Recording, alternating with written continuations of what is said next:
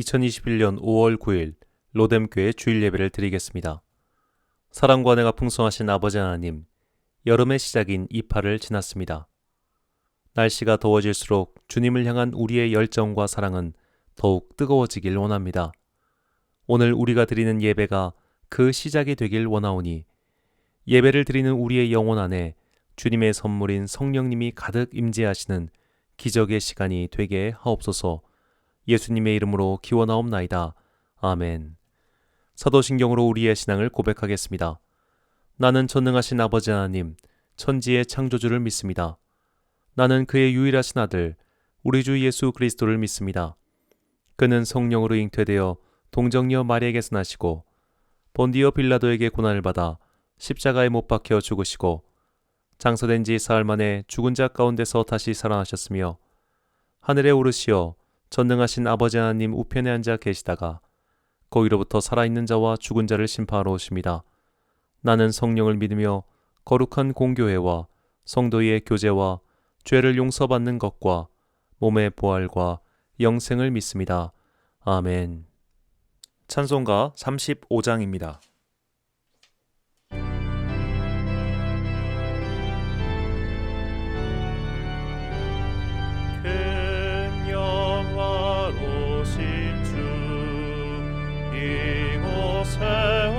세우셔서 이 모인 자들로 주 백성 삼으사 그 중에 항상 계시고 그 중에 항상 계시고 그 영광 나타내 소서 백성 기도와 너의 물들임이 향내와 같으니 높아되옵소서. 주 예수 크신 복음을 주 예수 크신 복음을 만 백성 듣게 하소서. 또 우리 자손들 다 주를 기리고 저 성전 돌같이 긴하게 하소서. 주 구원하신 능력을 주 구원하신 능력을 늘 끝날까지 주소서. 주 믿는 만민이 참 진리 지키며 옛 성도들같이 주 찬송하다가 저 천국 보좌 앞에서 저 천국 보좌 앞에서 늘 찬송하게 하소서. 아멘. 한 주간 동안 하나님과 나만 아는 죄를 고백하며 침묵으로 참회의 기도를 드리겠습니다.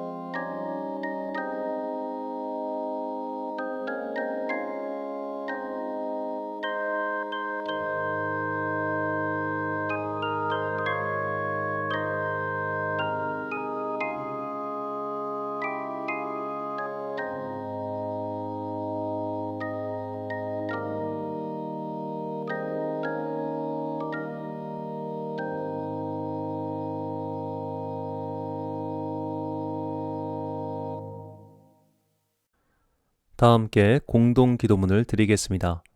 사랑과 은혜가 풍성하신 아버지 하나님, 지난 한 주간 동안 우리를 지켜주시고 돌봐주시니 참으로 감사합니다. 돌이켜보면 하루하루가 은혜와 기적의 순간이었습니다. 우리 주변에는 많은 위협이 도처에 깔려 있습니다. 그럼에도 우리가 오늘 각자의 자리에서 안전하게 예배를 드릴 수 있는 것은 모두 주님의 보호하심 덕분임을 믿습니다. 지금까지 인도하신 에베네셀 하나님께서 앞으로도 우리의 인생길을 함께 하실 것을 믿습니다. 그러나 우리는 주님을 잊은 채 내 발걸음대로 살았습니다. 이기심의 발걸음, 욕망의 발걸음, 세상 명예와 성공의 발걸음을 따라 걸었습니다. 주님을 때로 잊은 채 내 마음 내키는 대로 살았던 죄를 용서하여 주십시오. 우리는 나도 모르는 사이에 미세먼지에 노출되어 살듯 죄의 영향을 받으며 살고 있습니다. 성령의 우슬초로 정결케 하시어 주님 앞에 설 수 있도록 도와주십시오. 주님께서 마련해 두신 예배의 초소를 위해 기도합니다. 이제 공사를 마무리하고 예배를 드리기 위해 준비를 하고 있습니다. 너무나 어려운 시기에 많은 돕는 분들을 보내주시니 감사합니다. 주님께 오롯이 예배드리며 주님께 간절히 기도하며 주님의 진리를 계승해 나가는 복받은 교회가 되게 하옵소서. 주님의 은총과 자비를 구하며 주님께서 가르쳐 주신 기도를 드리오니 하늘에 계신 우리 아버지, 아버지의 이름을 거룩하게 하시며 아버지의 나라가 오게 하시며 아버지의 뜻이 하늘에서와 같이 땅에서도 이루어지게 하소서.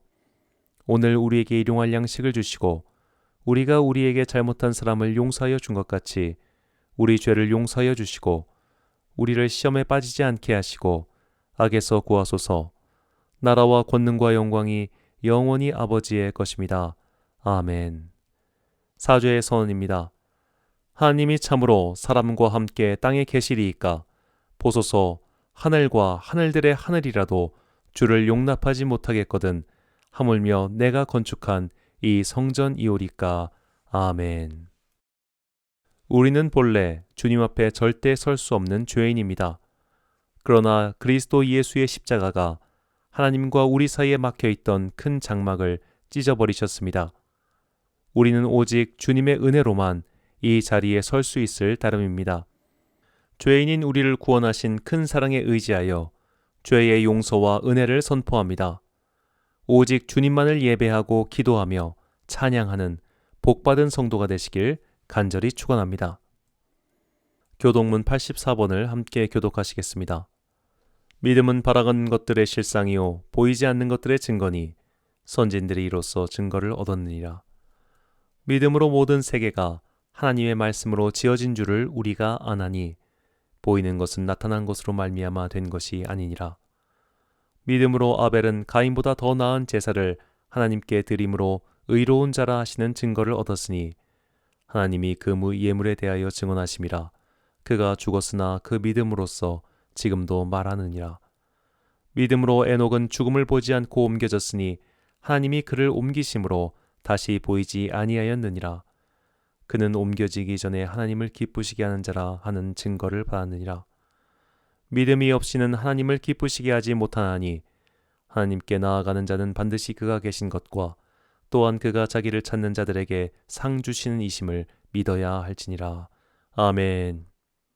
찬송가 393장입니다.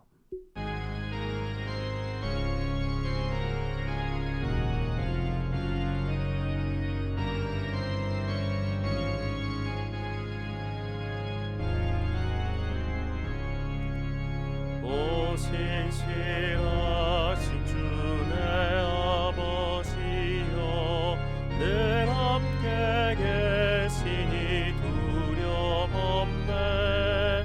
그 사랑 변찮고 날 지키시며 어제나 오늘이 한결같네. 오 신실하신 주 오 신실하신 주 날마다 자비를 베푸시며 일용할 모든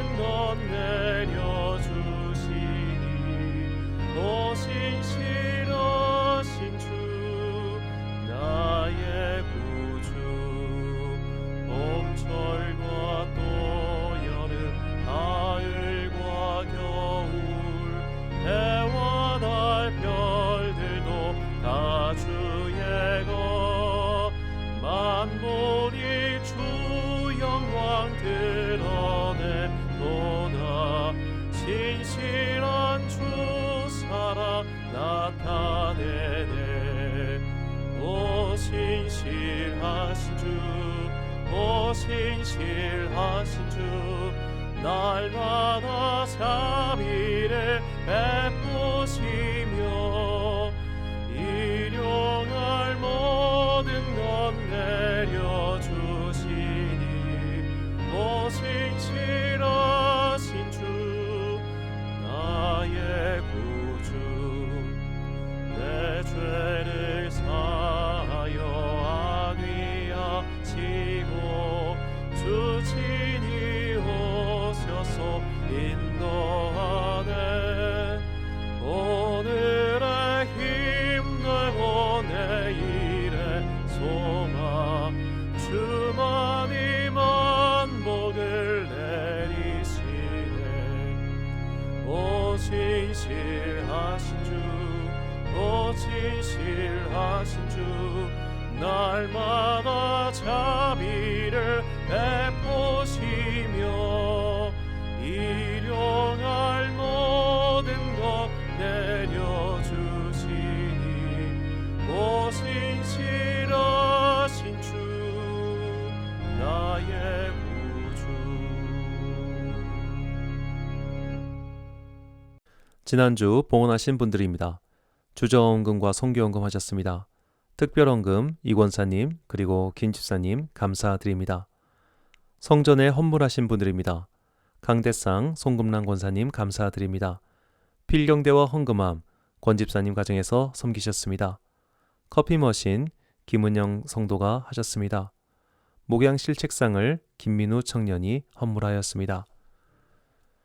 교회 공사기간 중에는 수요예배와 주일예배만 송출하고 있습니다. 이 점 널리 양해해 주시기 바랍니다.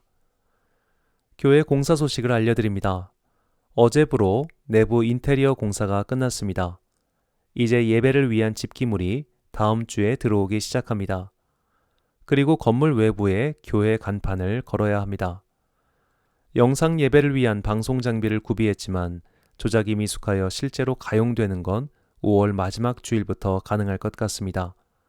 그리고 6월부터는 각종 예배와 기도회를 정상적으로 운영할 예정입니다.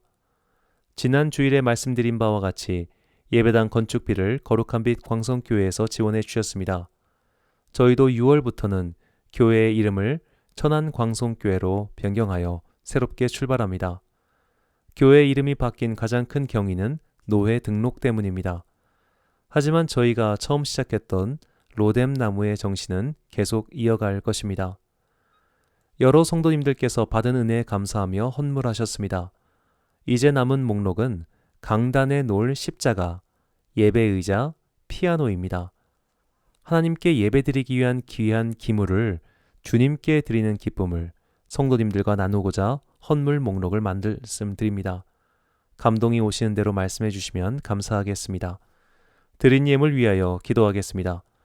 사랑과 내가 풍성하신 아버지 하나님, 사람이 어찌 하나님을 위한 예배의 조소를 지을 수 있겠습니까? 우리는 다만 주님의 은혜에 이끌리어 이 일을 하고 있을 뿐입니다. 주님이 안 계시면 거대한 성전도 관광명소에 불과하며 주님이 계신다면 비가 새는 초가삼간도 거룩한 예배당임을 믿습니다. 주여, 우리와 함께 하옵소서. 예배의 초소를 위해 기도하며 귀한 예물을 바치는 성도들의 간절한 기도에 응답하여 주옵소서. 우리의 일상은 때론 어둡고 때론 힘들어도 주님이 계시기에 우리는 오늘도 호흡할 수 있습니다. 은혜 없이는 하루도 살 수 없는 자들이오니 이 시간 성령님의 은혜를 우리에게 내려 주옵소서. 오늘도 주님께 귀한 예물을 드리는 성도들을 축복하여 주옵소서. 우리가 이 예물을 드리는 것은 우리의 마음이 이 세상의 돈과 명예, 성공에 있지 아니하고 오로지 주님께 있음을 증거함이오니 이 예물을 받아 주옵소서. 지상의 창고를 채우지 않고 하늘의 창고를 먼저 채우는 이 아름다운 믿음을 기억하시고 하늘의 신령한 것과 땅의 풍성한 것들로 우리의 인생을 채워 주옵소서. 이제 주님의 말씀을 듣습니다. 이 말씀이 인간의 말로 끝나지 않고 우리의 심령을 변화시키고 인생을 새롭게 만드는 성령님의 말씀이 되게 하옵소서. 예수님의 이름으로 기도드립니다. 아멘. 오늘 우리에게 주시는 하나님의 말씀은 구약성경 에스겔서 18장 19절부터 32절까지의 말씀입니다. 에스겔서 18장 19절에서 32절까지의 말씀. 이제 봉독하겠습니다. 하나님의 말씀을 경청하십시오. 그런데 너희는 이르기를 아들이 어찌 아버지의 죄를 담당하지 아니하겠느냐 하는도다. 아들이 정의와 공의를 행하며 내 모든 율례를 지켜 행하였으면 그는 반드시 살려니와 범죄하는 그 영혼은 죽을지라. 아들은 아버지의 죄악을 담당하지 아니할 것이요 아버지는 아들의 죄악을 담당하지 아니하리니 의인의 공의도 자기에게로 돌아가고 악인의 악도 자기에게로 돌아가리라. 그러나 악인이 만일 그가 행한 모든 죄에서 돌이켜 떠나 내 모든 율례를 지키고 정의와 공의를 행하면 반드시 살고 죽지 아니할 것이라. 그 범죄한 것이 하나도 기억함이 되지 아니하리니 그가 행한 공의로 살리라. 주 여호와의 말씀이니라. 내가 어찌 악인이 죽는 것을 조금인들 기뻐하랴. 그가 돌이켜 그 길에서 떠나 사는 것을 어찌 기뻐하지 아니하겠느냐. 만일 의인이 돌이켜 그 공의에서 떠나 범죄하고 악인이 행하는 모든 가증한 일대로 행하면 살겠느냐. 그가 행한 공의로운 일은 하나도 기억함이 되지 아니하리니 그가 범한 허물과 그 지은 죄로 죽으리라. 그런데 너희는 이르기를 주의 길이 공평하지 아니하다 하는도다. 이스라엘 족속아 들을지어다. 내 길이 어찌 공평하지 아니하냐.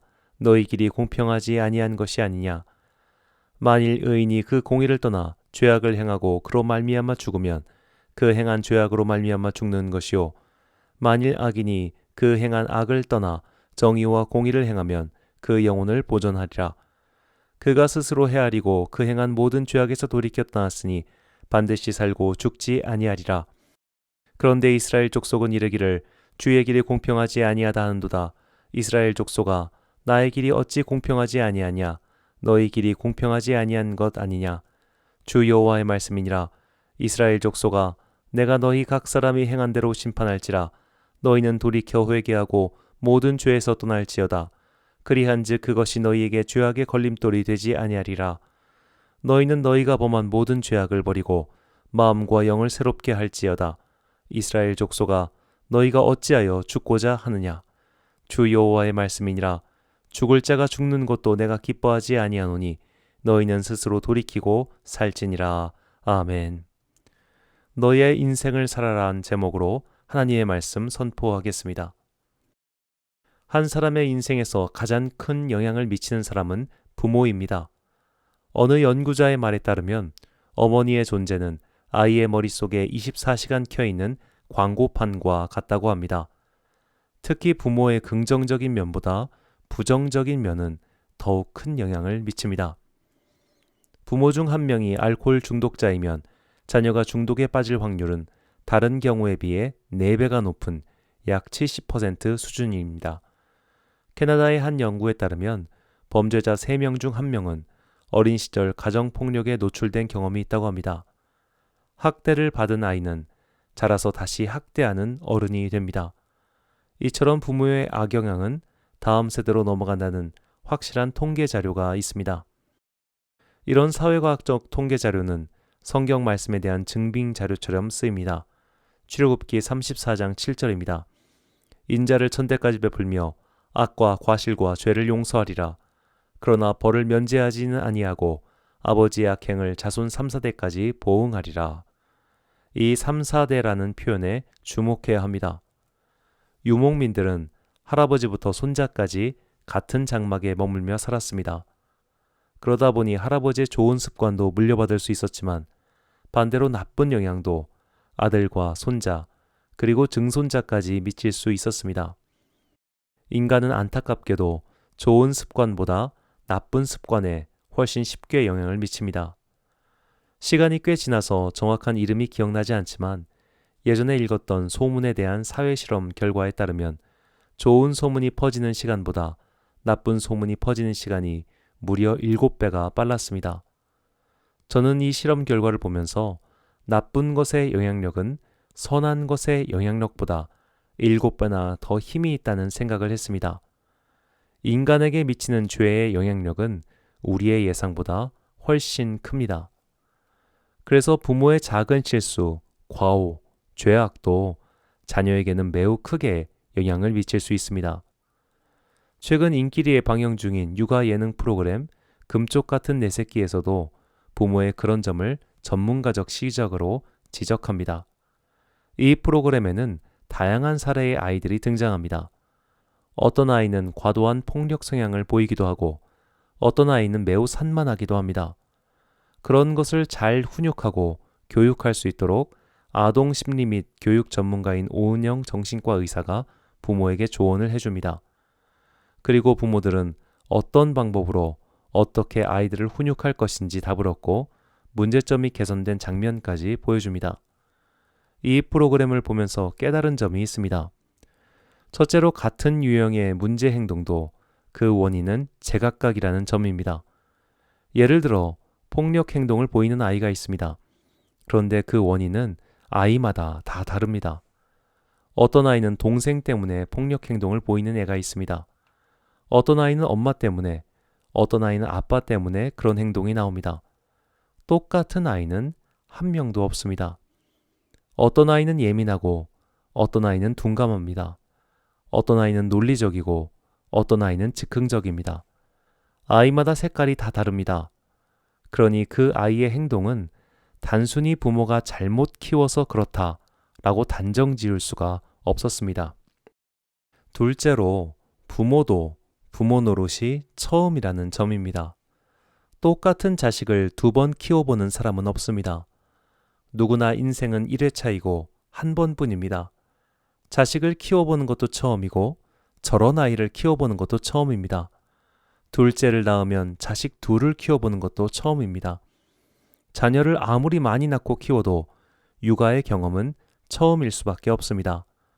처음이니 당연히 모르고 당연히 실수합니다. 부모가 한눈을 팔아서 아이들이 크게 다치는 일이 어디 한두 번이겠습니까? 우리는 이 2가지 진실, 모든 아이는 다 독특한 자기만의 특성을 갖고 있다는 점과 모든 부모는 부모 역할이 처음이기 때문에 실수가 있다는 점을 염두에 두고서 한 인간의 일생을 봐야 합니다. 완벽한 부모에게서 태어나는 자식은 없습니다. 완벽하게 태어나는 자식도 없습니다. 우리 모두는 크든 작든 상처와 굴곡이 있습니다. 정말 중요한 것은 그 상처와 굴곡을 핑계거리로 삼아선 안 된다는 겁니다. 한 남자가 절도범으로 징역을 살게 되었습니다. 면회를 온 어머니에게 그는 원망 섞인 말을 했습니다. 자신이 어릴 적 엄마 지갑에서 돈을 훔친 적이 있었는데 엄마는 그걸 알고도 자기를 혼내지 않아서 그때부터 도벽이 생겨 인생이 이렇게 되었다는 원망이었습니다. 저도 누군가의 예화를 통해 들었는지라 이게 실화인지는 모르겠습니다. 다만 이건 말도 안 되는 핑계에 불과합니다. 내 인생의 모든 잘못이 부모 탓이라고 생각하는 건 인생에 책임을 지지 않으려는 도피 행위에 불과합니다. 심리학의 시조새 같은 인물은 누가 뭐라 해도 지그문트 프로이트입니다.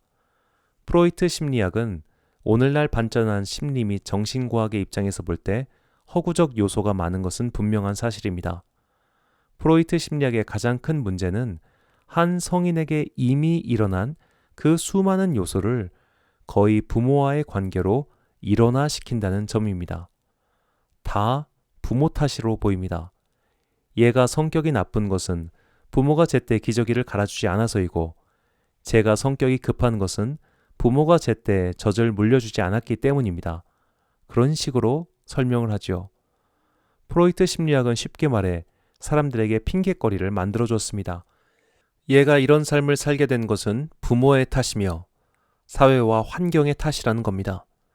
그래서 이런 프로이트 심리학을 기반으로 한 심리학의 응용 분야인 범죄 심리학은 범인의 행동을 이해한다는 명분 하에 오히려 범인들을 무죄로 만들어주는 도구로 활용되고 말았습니다. 프로이트 심리학의 이런 문제점을 일찌감치 파악하고 다른 길을 제시한 사람이 있습니다. 알프레드 아들러입니다. 이 시간 프로이트와 아들러의 심리학을 정확히 평가하는 것은 제 실력 밖이며 시간 관계상 가능하지도 않습니다만 이 둘은 학문적 지향점이 완전히 달랐습니다. 프로이트에게 중요한 것은 내가 왜 이렇게 되었을까입니다. 프로이트는 원인을 찾으려 했습니다. 반대로 아들러에게 중요한 것은 앞으로 내가 어떻게 해야 할까입니다. 아들러는 미래에 방점을 두고 인격의 왜곡을 바로잡기 위한 재교육에 주목했습니다. 아들러와 학문적 방법은 달리하지만 같은 방향을 설정했던 심리학자가 사이코 드라마의 창시자인 야콥 모레노입니다. 모레노는 학생 시절 프로이트의 수업을 듣고 나서 질의응답 시간에 이런 말을 했다고 합니다.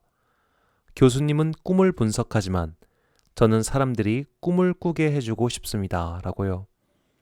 프로이트 심리학적 사고를 하는 사람들은 원인에 관심을 둡니다. 제가 저렇게 된 것은 부모 때문이야. 초등학교 때 만난 친구 때문이야. 학교 선생님 때문이야 등등 자꾸만 문제의 원인을 찾으려고 합니다.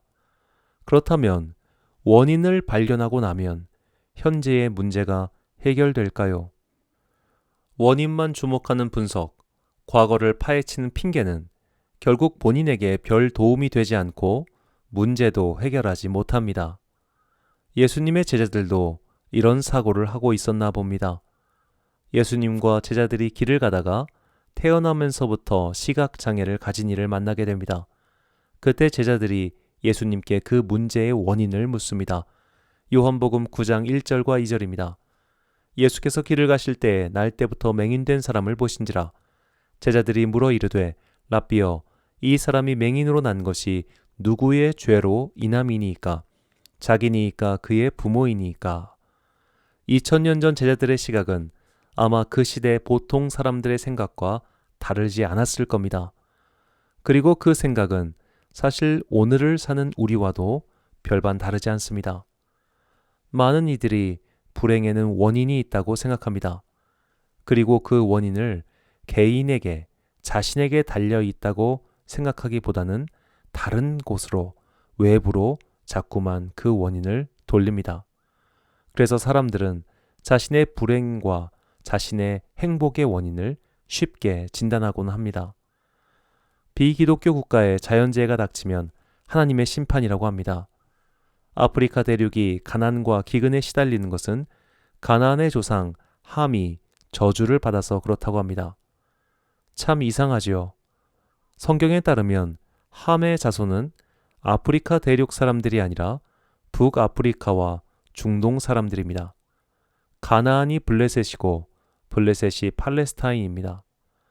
그들과 아프리카 대륙은 아무 상관이 없는데도 19세기 유럽의 열강들이 아프리카 대륙을 수탈하고 흑인들을 노예로 삼았을 때 내세웠던 그 이상한 논리를 그대로 따라합니다. 그 말대로라면 우리나라가 일제의 지배를 받은 것은 당연한 것 아닙니까? 더 우수한 나라가 미개한 나라를 선도해 주겠다는데요.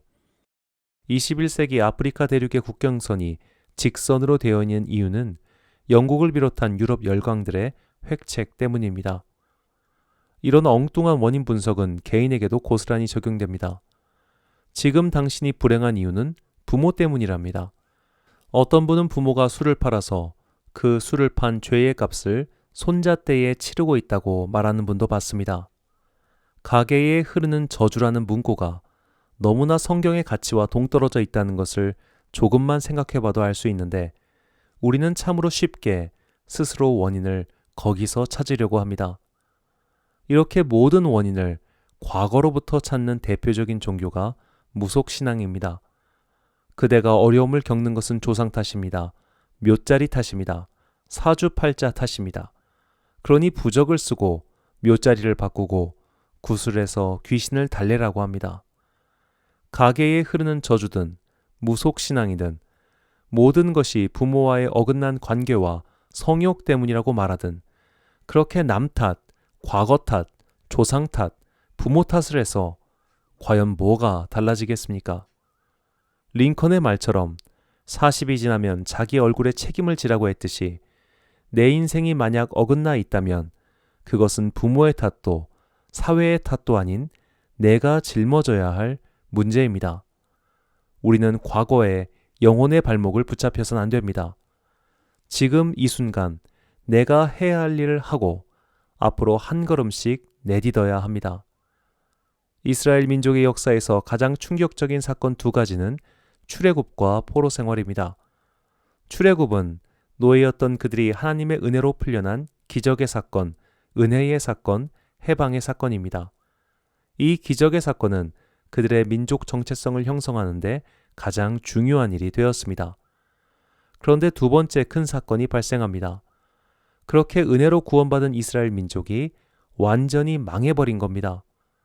그들은 둘로 나뉘어 싸웠고 한쪽은 완전히 소멸되고 말았습니다. 12지파 중 남은 지파는 유다 지파와 명맥만 겨우 이어가던 베냐민 지파뿐이었습니다. 놀라운 기적의 수혜자가 다시 놀랍게 망한 당사자가 되었습니다. 바벨론으로 끌려간 유다 사람들은 과거를 돌아봤습니다. 원인을 분석하기 시작했습니다. 그리고 이렇게 말했습니다. 에스겔서 18장 1절과 2절입니다. 또 여호와의 말씀이 내게 임하여 이르시되 너희가 이스라엘 땅에 관한 속담에 이르기를 아버지가 신포도를 먹었으므로 그의 아들의 이가 시다고 함은 어찌 됨이냐. 유다 지파는 유다 왕국이 망하고 자신들이 포로 생활을 하게 된 원인을 조상들의 죄 때문이라고 생각했습니다. 아까 읽었던 출애굽기의 말씀처럼 죄를 3, 4대까지 기억하고 갚으시는 하나님께서 조상들의 연이은 죄악을 용서하지 않으시고 자신들이 결국 여기까지 오게 되었다고 그들은 생각했습니다. 이렇게 아버지 탓, 할아버지 탓, 조상 탓만 하면 어떻게 될까요? 자포자기 상태가 됩니다. 아무 변화도 일어나지 않게 됩니다. 누군가를 원망하면 마음은 편할지 모르겠습니다. 누군가 때문에 내 인생이 일이 되었다고 자위하면 잠시 기분은 좋아질지 모르겠습니다. 그러나 그것은 술을 진탕 마셔서 이 순간 기분만 좋아지자라는 행동과 다를 것이 하나도 없습니다. 속상해서 술을 잔뜩 마시면 찾아오는 건 문제 해결이 아니라 숙취일 뿐입니다. 거울을 보며 자신에게 만족하는 사람은 정말 잘생기거나 예쁜 사람일 겁니다. 덜 생긴 사람들은 거울을 보며 부모를 원망할 수밖에 없을 겁니다. 현실을 직면하는 것은 참 괴로운 일입니다. 하지만 거울에는 또 다른 효과도 있습니다. 덜 생긴 사람도 거울을 계속 보면서 자신의 얼굴에 익숙해지면 이것도 나름 괜찮게 생긴 구석을 발견할 수 있습니다. 직면하는 것은 분명히 괴로운 일입니다. 그러나 직면을 계속하면 문제의 원인이 아닌 문제의 해결을 볼 수 있습니다. 문제의 원인을 자꾸만 과거에서 찾으며 현실을 직면하지 않으려 했던 포로가 된 유다 백성들에게 하나님께서는 에스겔을 통해서 말씀하십니다. 본문 20절입니다. 범죄하는 그 영혼은 죽을지라 아들은 아버지의 죄악을 담당하지 아니할 것이요 아버지는 아들의 죄악을 담당하지 아니하리니 의인의 공의도 자기에게로 돌아가고 악인의 악도 자기에게로 돌아가리라. 아멘. 너희들이 지금 포로 생활을 하는 것은 단순히 조상의 탓이 아니라 지금 너희의 죄 때문입니다. 그렇다면 이제 포로에서 벗어나 새로운 삶을 사는 것도 역시 너희들의 손에 달려있다. 이렇게 말씀하시는 겁니다. 과거에 자신을 묶어둔 포로들에게 과거에 묶인 사슬을 풀고 미래를 보라고 앞으로 너희가 살 날을 보며 지금 당장 문제를 해결하라고 말씀하시는 겁니다. 당신이 술을 마시는 것은 부모 탓이 아닙니다. 당신이 폭력을 휘두르는 것도 부모 탓이 아닙니다. 당신이 죄의 길을 가는 것 또한 사회의 탓도 아니고 부모로부터 유전된 가계의 저주 탓도 아닙니다. 그건 당신의 문제입니다. 그러니 당신이 지금 당장 직면해서 해결해야 합니다. 자식의 인생을 대신 살아줄 수 있는 부모는 없습니다. 바꿔 말하면 지금 나의 문제를 해결할 수 있는 방법 또한 나 자신에게 달려 있습니다. 남을 바꾸는 것은 지극히 어렵습니다. 그러니 나 자신부터 한 걸음씩 문제를 해결해 나가야 합니다.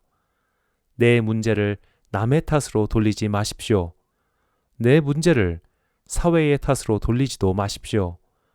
내가 물고 태어난 숟가락이 흙숟가락이든 금숟가락이든 그건 문제 해결에 아무 도움이 되지 않습니다. 본문 29절부터 31절까지의 말씀입니다.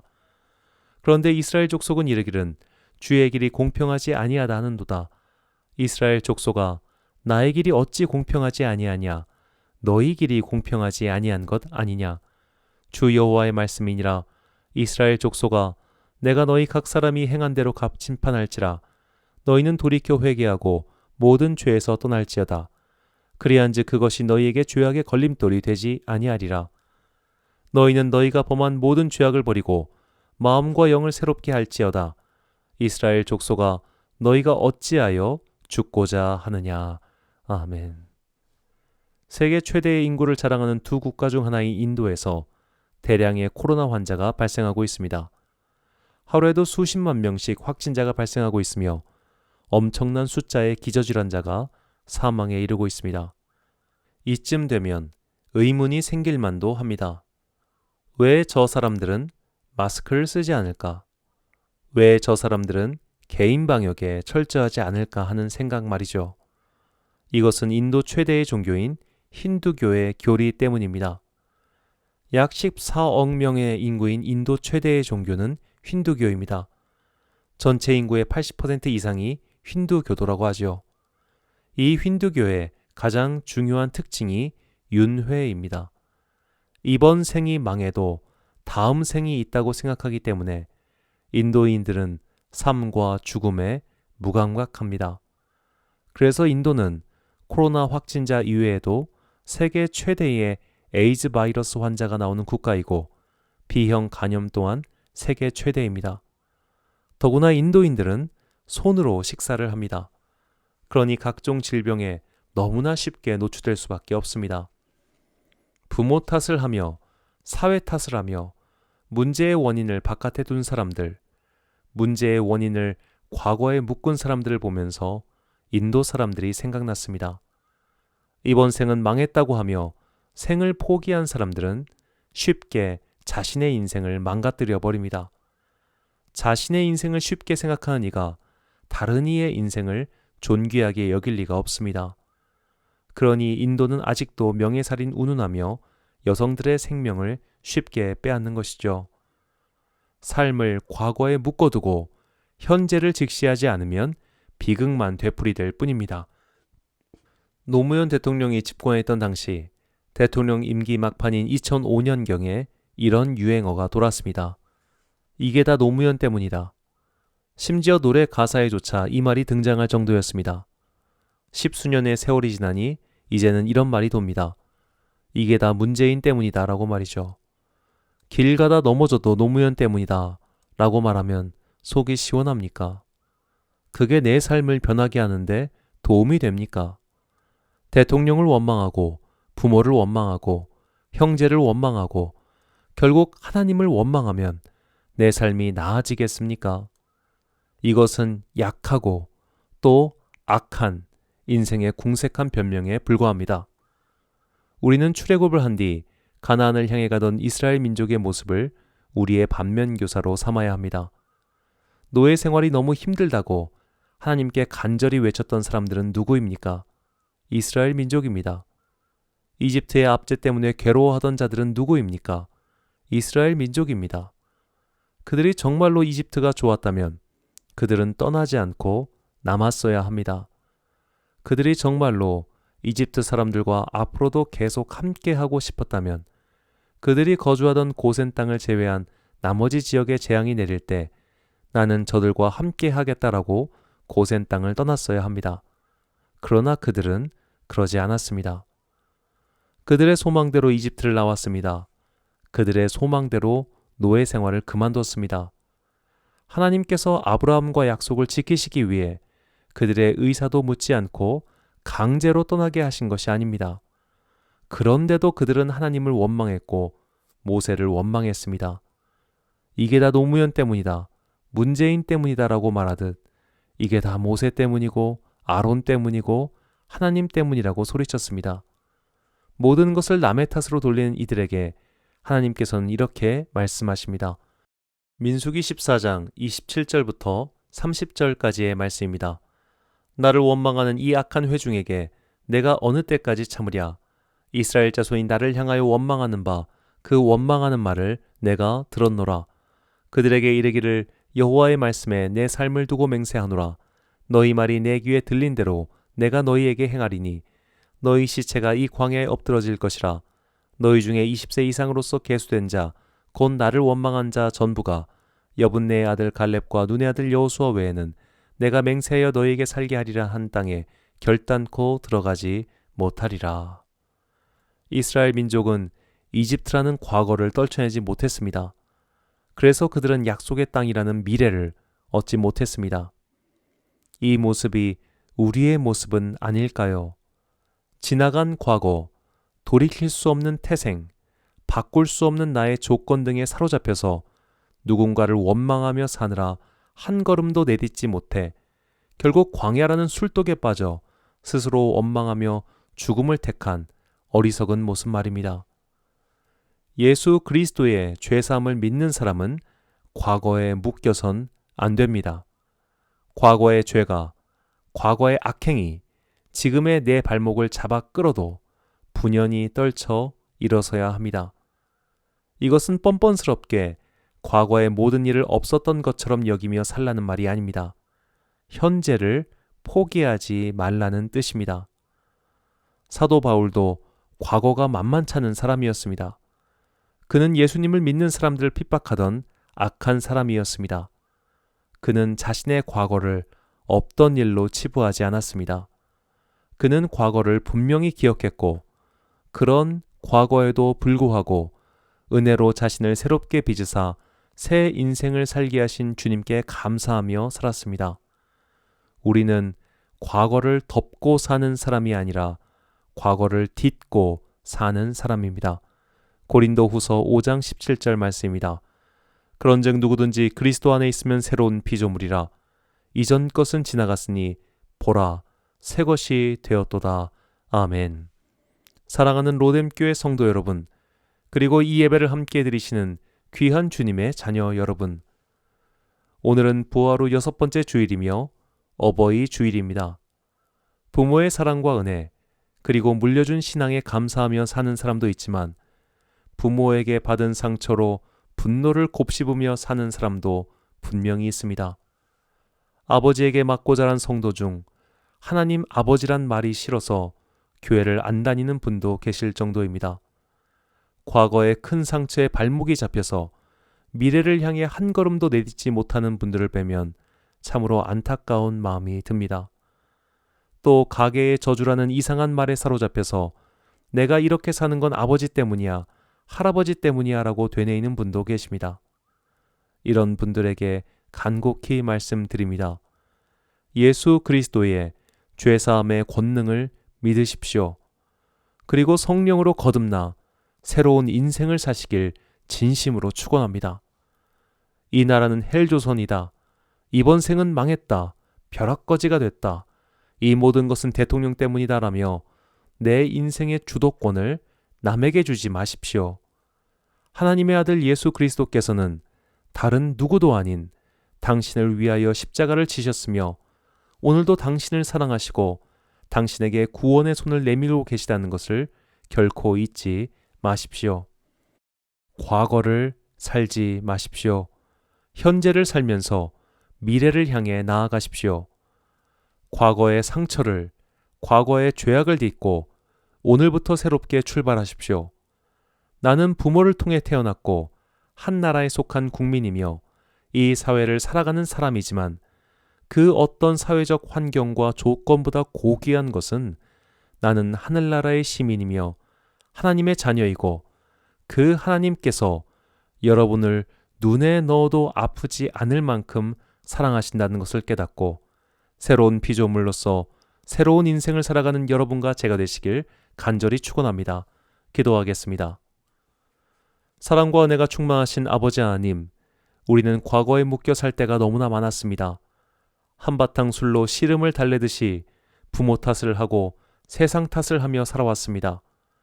이제 과거에 묶여 살지 않겠습니다.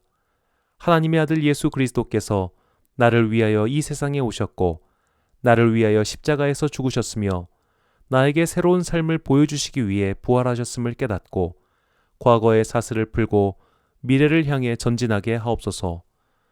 누구도 내 인생을 대신 살아줄 수 없습니다. 그러니 남 탓하는 인생이 아니라 주님의 자녀로서 새로운 피조물로서 새 인생을 살아갈 수 있도록 우리에게 성령 충만의 은혜를 내려 주옵소서. 오늘 이 말씀이 과거의 사슬에 묶여 신음하는 우리를 자유케 하시는 주님의 말씀임을 믿으며 이 모든 말씀 우리를 사랑하사 우리를 새로운 피조물로 만드신 예수 그리스도의 이름으로 기도드립니다. 아멘. 찬송가 272장입니다.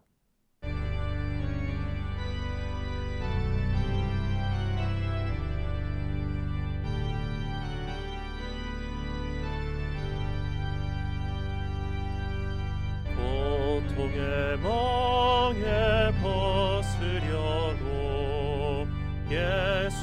예수께로 나갑니다. 자유와 기쁨 베푸시는 주께로 갑니다.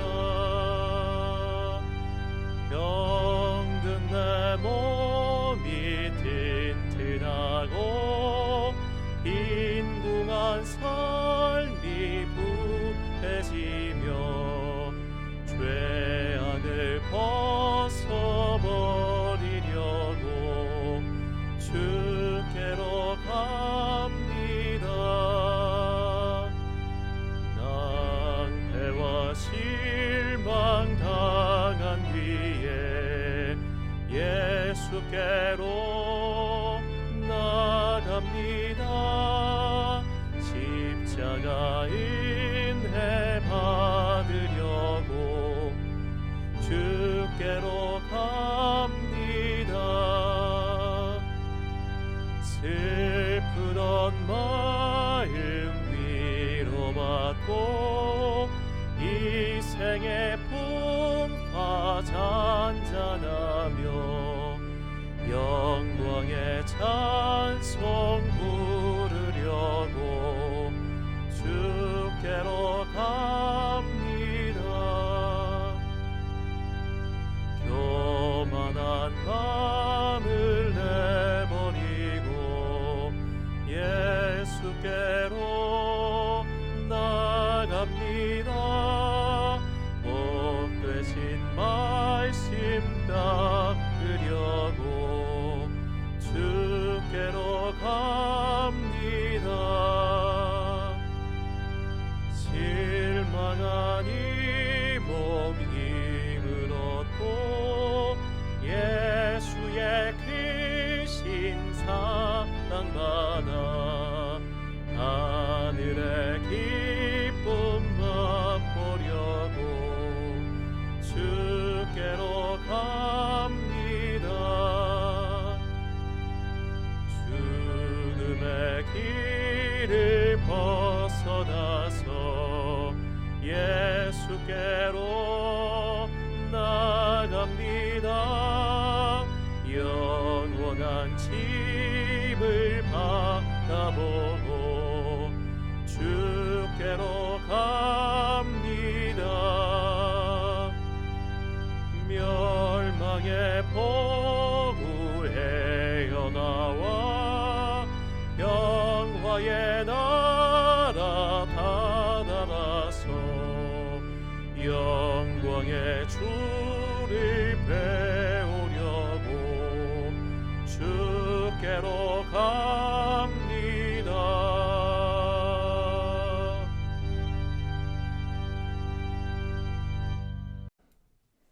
파송의 말씀 선포하겠습니다.